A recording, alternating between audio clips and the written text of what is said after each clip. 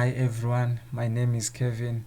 In this video I'm going to show you how you can create a backup for WordPress website in a plugin called WP Reset.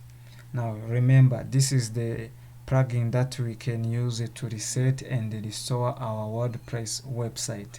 Now to restore our WordPress website, you have to come here on plugins,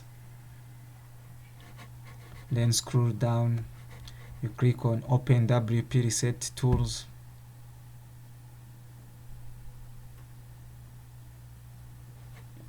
then come here on snapshots, scroll down, then you go to your snapshot, then click on actions,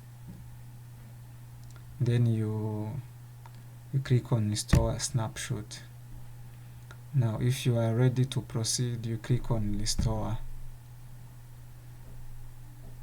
Now that is how you can restore your WordPress in case you have been resetted your WordPress website and by mistake you want to recover it.